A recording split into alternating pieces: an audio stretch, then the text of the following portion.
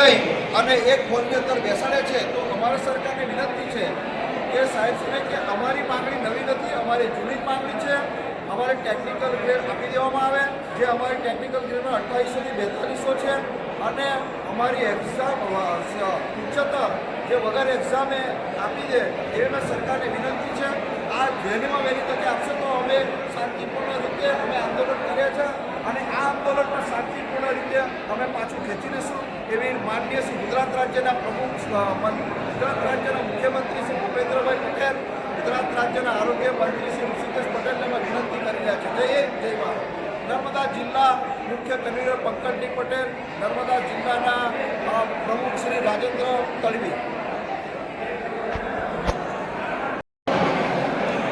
આજે 20 તારીખના રોજ આજે અમારે ગુજરાત રાજ્ય કર્મચારી મહામંડળના મુખ્ય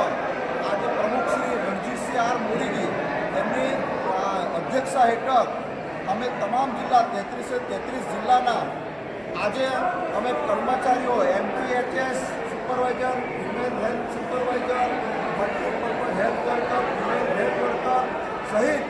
તમામ કર્મચારી ગાંધીનગરમાં આવી રહ્યા છે અને 25,000ની સંખ્યા આજે ગાંધીનગર સચિવાલયના 1 નંબરના ગેટ પર અમે ત્યારે અમે શાંતિભરે લોકશાહીની રીતે અમે રજૂઆત અમારી જે પગાર ગ્રેડ પે અને ઉચ્ચતર પગાર ધોરણ જે અમારી એક્ઝામ વગર જે આપવામાં આવે અને ટેકનિકલ ગ્રેડ પે જે 2 વર્ષ સુધી માંગણી છે એ પ્રમાણે અમે સરકારશ્રીની કમિટી બનાવેલી છે અને લીલી ઝંડી પણ આરોગ્ય મંત્રીશ્રીએ